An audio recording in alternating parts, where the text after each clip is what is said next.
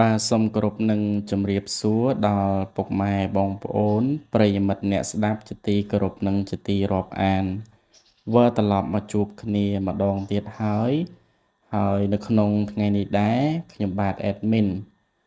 ក៏បាននាំមកនៅរឿងមួយដើម្បីយកមកបាទសម្រាយចែកជូនដល់ពុកម៉ែបងប្អូនប្រិយមិត្តទាំងអស់គ្នាសម្រាប់ជាទីកំសាន្តផងដែរហើយសាច់រឿងនេះខ្ញុំបានដកស្រង់ពីបាទវីដេអូរបស់ចិនដែលគាត់បង្ហោះនៅក្នុង channel របស់គាត់ប៉ុន្តែខ្ញុំបកស្រាយជាភាសាខ្មែរដើម្បីយកមកចែកជូនដល់ពុកម៉ែបងប្អូនស្ដាប់កំសាន្តផងដែរបាទសាច់រឿងនេះខ្ញុំបានបង្ហើបដំបូងគឺមាននារីក្រមុំម្នាក់ដែលគាត់អត់ទាន់មានប្តីទេបាទប៉ុន្តែនារីម្នាក់ហ្នឹងគាត់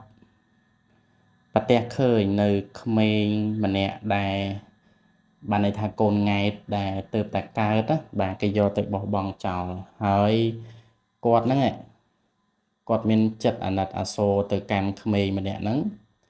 គាត់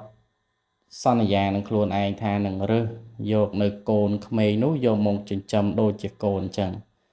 បាទក្រោយពេលដែលគាត់យកកូនក្មេងនោះយកមកចិញ្ចឹមហើយបាទធ្វើឲ្យខ្លួនគាត់ហ្នឹងបាទ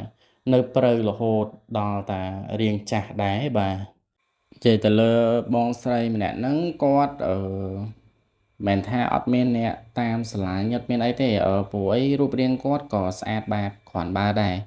មានអ្នកតាមស្រឡាញ់ប្រហែលអ្នកដែរប៉ុន្តែគ្រាន់តែពេលខ្លះគេស្រឡាញ់ហើយគេឃើញមានកូនមានអីចឹងទៅម៉ាក់ប៉ារបស់គេអត់ព្រមអីចឹងណាហើយបងស្រីម្នាក់ហ្នឹងគាត់ក៏មិនថាគាត់អត់ខ្វល់ដែរព្រោះអីគាត់និយាយជាមួយខ្លួនឯងមកថាសន្យានឹងខ្លួនឯងដើម្បីមើលថែចិញ្ចឹមកូនក្មេងដែលគាត់រើសបានគាត់ថាទោះបីគាត់អត់មានប្តីអត់អីក៏គាត់អត់ខ្វល់ដែរព្រោះគាត់អត់ចង់បកស្រាយច្រើនចំពោះបរិសុទ្ធផ្សេងកន្លងមកបាទអញ្ចឹងយើងដើម្បីឲ្យដឹងសាច់រឿងពេញយើងចូលទៅស្ដាប់ទាំងអស់គ្នាតែម្ដងអឺសាច់រឿងហ្នឹងមានបងស្រីម្នាក់ដែលគាត់ជាកូនស្រីនៅក្នុងគ្រួសារមួយដែលមានជីវភាពលំបាកដែរបងប្អូនអរគ្នាមិនជាអ្នកមានអីទេធូរធារអីទេគាត់បានន័យថាលំបាកដែរប៉ុន្តែគាត់ជាមនុស្សដែលមានចិត្តបាទស្រឡាញ់ក្មេងហើយថ្ងៃមួយគាត់ដើរទៅតាមផ្លូវរៀងពេលយប់ដែរគាត់ក៏បានឃើញ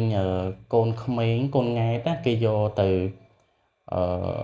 ផ្លុំចោលបានន័យថាគេយកទៅបោះចោលនៅគៀនធុងសំរាម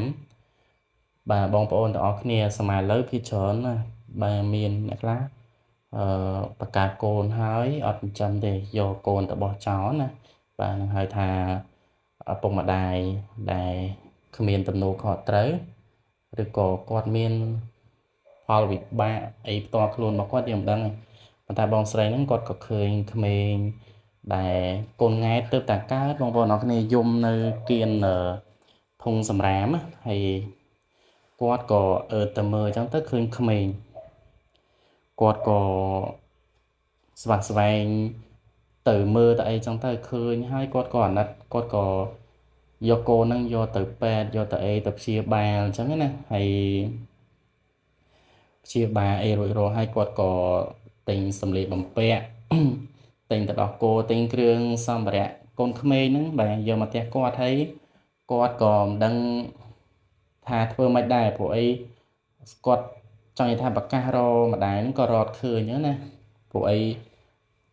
ម្ដាយឪពុកដែលយកមកបោះចោលហ្នឹងគាត់គ្មានចិត្តចង់រកកូនទេដោយសារចិត្តរបស់គាត់ហ្នឹងគាត់យកមកបោះចោលទៅហើយដល់អញ្ចឹងបងស្រីម្នាក់ហ្នឹងគាត់ក៏មិនដឹងថាធ្វើម៉េចគាត់មានតែសម្រេចចិត្តហើយនឹងមើលទៅឃើញកូនក្មេងហ្នឹងរៀង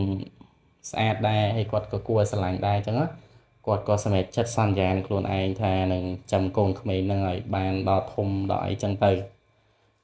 អញ្ចឹងដូចខ្ញុំបង្ហើបអញ្ចឹងគាត់មើលថែកូនក្មេងហ្នឹងរហូតអញ្ចឹងទៅបានតាំងពីតូចបងប្អូនអរគ្នាគាត់មើលថែទុកដាក់ងូតទឹកបាទដាក់ទៅដោះគោអីនិយាយទៅមើលថែសពគ្រប់លំបាកដែរព្រោះអីគាត់អត់ធ្លាប់មានកូនទេគាត់ជា អឺបាទមនុស្សស្រីកំមុំហើយម៉ាក់ប៉ារបស់គាត់ក៏មិនថាអីដែរដោយសារតែគាត់អាណិតក្មេងដែរម៉ាក់ប៉ារបស់បងស្រីហ្នឹងណាហើយ ម៉ាក់ប៉ាគាត់សួរទៅបងស្រីហ្នឹងថាកូនឯងយកអឺកូនតូចនេះយកមកចិញ្ចឹមអញ្ចឹងអត់ខ្លាចអ្នកក្រៅអីគេមើលឃើញមកថាកូនឯងមានកូនមានអីទេហើយបងស្រីហ្នឹងបានណាញឹមទៅគាត់គាត់ថាអីទេម៉ាក់ប៉ាព្រោះអីមើលទៅអាណិតក្មេងអញ្ចឹងណាបាទហើយគាត់ចង់ចិញ្ចឹមព្រោះអាណិតក្មេងចង់ចិញ្ចឹមអត់ទុកចោលបើមិនចិញ្ចឹមទេកូនហ្នឹងបានណាគេមើលថែបើមិនចឹងទេគ្នាមិនមានជីវិតបាទយើងជួយមនុស្សម្នាក់ក៏បាទបានគុណបុណ្យអីល្អចឹងដែរអញ្ចឹងម៉ាក់ប៉ាគាត់ថាហ្នឹងអត់អីទេកូនមើលថែទេចឹងហើយនិយាយចំពោះគាត់វិញការចិញ្ចឹមកូនដែលមិនមែនជាកូនរបស់គាត់ហើយទាំងដែលខ្លួនគាត់ជាកូនបានន័យថាកូនស្រីហើយជាខ្លួនជាកំមុំទៀតអញ្ចឹងមានអ្នកតាមស្រឡាញ់គាត់ប្រហែលអ្នកដែរប៉ុន្តែគាត់អត់សូវបកស្រាយច្រើនបងប្អូនអរគ្នាគេឆ្ងល់ដែរថាមិនបានមានកូនមានអីចឹងណា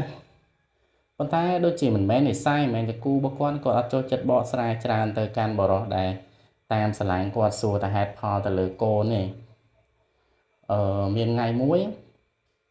បាទកូនរបស់គាត់ហ្នឹងរៀងធំដែរបងប្អូនអរគ្នាចេះដើរចេះអីចឹងណារៀងបែរជាអាយុ6 7ឆ្នាំចឹងទៅអានេះយើងកន្លងផុតទៅនិយាយត្រួសព្រោះអីសាច់រឿងបើនិយាយតាំងពីដើមមកវាយូរពេកអញ្ចឹងកូនរបស់គាត់រៀងធំហើយកូនដែលគាត់ចិញ្ចឹមមិនមែនថាយើងហៅតែកូនហ្មងទៅព្រោះដូចតែកូនដែរគាត់រើសមកចិញ្ចឹមអញ្ចឹងណាបាទហើយមានថ្ងៃមួយកូនចិញ្ចឹមរបស់គាត់នឹងនៅពេលដែលបងស្រីហ្នឹងគាត់កំពុងតែហាលកៅអៅឬក៏ធ្វើការងារផ្ទះនៅក្នុងផ្ទះអឺកូនរបស់គាត់ក៏រត់ទៅដើរលេងនៅមុខផ្ទះហ្នឹងទៅបាទហើយក៏ជួបប្រទះនឹងបរិសម្នាក់ដែលគាត់ឃើញកូនចិញ្ចឹមរបស់បងស្រីហ្នឹងណាគាត់ដូចមាននិស្ស័យគាត់ឃើញគាត់អីចឹងគាត់សួរនាំកូនគាត់ឯងទៅណាទៅណីចឹងគាត់លក្ខណៈថាមាននិស្ស័យស្រឡាញ់ចឹងណាអញ្ចឹងក៏សួរនាំថាកូនគាត់ឯងផ្ទះនៅណាឯម៉ាក់ប៉ានៅណាអញ្ចឹងទៅកូនហ្នឹងអត់មកច្រើនទេរត់មកផ្ទះហើយបងប្រុសហ្នឹងក៏ដើរមកតាមក្មេងស្រីហ្នឹងទៅក្មេងហ្នឹងមកដល់ផ្ទះបងស្រីហ្នឹងទៅហើយបងស្រីហ្នឹងថាដំបូងគាត់ស្មានថាបងប្រុសម្នាក់ហ្នឹងដេញចាប់កូនចាំគាត់គាត់ហៅយកអីវាយយកអីផងប៉ុន្តែបងប្រុសហ្នឹងថាអត់ទេបងស្រីមិនមែនខ្ញុំមកចាប់ឬក៏ជាមនុស្សអាក្រក់អីទេដោយសារខ្ញុំឃើញកូនបងហ្នឹងខ្ញុំដូចមាននិស្ស័យអញ្ចឹងណាហើយខ្ញុំសួរនាំកូនបងអត់មាត់អីចឹងទៅឃើញរត់មកខ្ញុំក៏ដើរមកតាមអញ្ចឹងទៅហើយគាត់ក៏បានសួរនាំនិយាយទៅសួរនាំតាំងចុះឡើងហ្នឹងគាត់ក៏សួរថានឹងគឺជាកូនបងមែនហើយចុះណាគ្រួសារបងអីចឹងណាហើយបងស្រីហ្នឹងក៏មិនដែរចេះរៀបរាប់ប្រាប់បរិសណាទេទើបតែរៀបរាប់ប្រាប់បងប្រុសហ្នឹងថាកូនហ្នឹងមិនមែនជាកូនរបស់ខ្ញុំបង្កើតទេខ្ញុំរើសបានហើយខ្ញុំអាណិតគ្នាគេយកមកបោះចោលអីចឹងណាខ្ញុំយកមកចិញ្ចឹមប៉ុន្តែពេលដែលគាត់ប្រាប់ហ្នឹងគាត់ក៏យល់ដែរគាត់មិនឲ្យកូនចិញ្ចឹមរបស់គាត់នៅឈរស្ដាប់ទេណាមុននឹងគាត់និយាយរៀបរាប់ហ្នឹងគាត់ឲ្យកូនរបស់គាត់ហ្នឹងចូលទៅក្នុងផ្ទះហើយគាត់ខ្លាចកូនចិញ្ចឹមរបស់គាត់ឮទៅរៀងតូចចិត្តអន់ចិត្តណាបងប្អូនអរគ្នាគាត់ចំណុចហ្នឹងមួយល្អដែរដោយសារតែមិនមែនគិតថាតែខ្លួនឯងជាម្ដាយចិញ្ចឹមហើយណាមួយគ្នាអត់ដឹងថាម្ដាយពុកនៅណាទេព្រោះអីគេយកមកបោះចោលតាំងតូចឲ្យគ្នាទុកម្ដាយចិញ្ចឹមហ្នឹងជា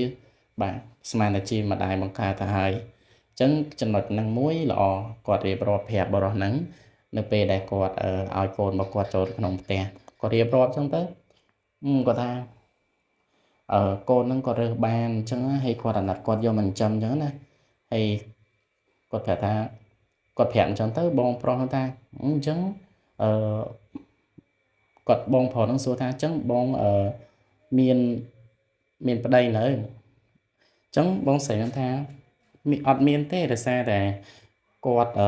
មានកូនហ្នឹងដោយសារកូនចិញ្ចឹមហ្នឹងมันអត់មានប្តីអត់មានអីចឹងណាគេ រៀងរើសរៀងអើងអីចឹងទៅហើយនិយាយចុះនិយាយឡើងក៏មាននិស្ស័យជាមួយគ្នាអញ្ចឹងហើយបងតកែរោងចក្រហ្នឹងគាត់ជាបរិសុទ្ធល្អដែរហើយគាត់យល់ពីសាច់រឿងបងស្រីហ្នឹងទៅគាត់ក៏សុំបងស្រីហ្នឹងភ្ជាប់និស្ស័យស្រឡាញ់គ្នាអញ្ចឹងណាតាក់ទងគ្នាមួយរយៈទៅគាត់ក៏សុំបងស្រីហ្នឹងរៀបការរៀបអីហើយគាត់ក៏មើលថែទាំងបងស្រីហ្នឹងហើយទាំងគ្រួសារហ្នឹងទាំងមូលហើយជាមួយនឹងកូនចិញ្ចឹមហ្នឹងនិយាយទៅគាត់ស្រឡាញ់មើលថែដដែលមែនតើអញ្ចឹងបានន័យថាកូនក្មេងហ្នឹងបាទមានសំណាងមែនតើបានន័យថាអឺពេលដែលគាត់កើតគាត់អត់សំណាងទេគេយកគាត់មកបោះចោលប៉ុន្តែក្រោយពីគេបាទយកគាត់មកបោះចោលគាត់សំណាងជួបនឹងបងស្រីម្នាក់ហើយក្រោយមកទៀតគាត់ក៏ទទួលបានបងប្រុសម្នាក់ដែលស្ម័គ្រខ្លួនធ្វើជាបាទប៉ាដ៏ល្អរបស់គាត់អញ្ចឹង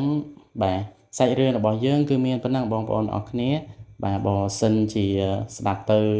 បាទមិនសូវពិរោះឬក៏មានកំហុសខុសឆ្គងត្រង់ចំណុចណាសូមបងប្អូនទាំងអស់គ្នាអធ្យាស្រ័យខន្តីដល់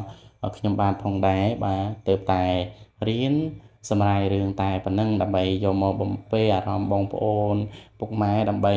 បាទស្ដាប់កំសាន្តនៅពេលដែលទំនេរពីការងារហត់នឿយអញ្ចឹងទៅបាទហើយកុំភ្លេចបងប្អូនអរគ្នាជួយ Subscribe Channel របស់ខ្ញុំម្នាក់មួយដើម្បីទទួលបាននូវវីដេអូបាទសម្រាយរឿងនិទានថ្មីពី Channel របស់ខ្ញុំបាទផងដែរបាទអរគុណច្រើន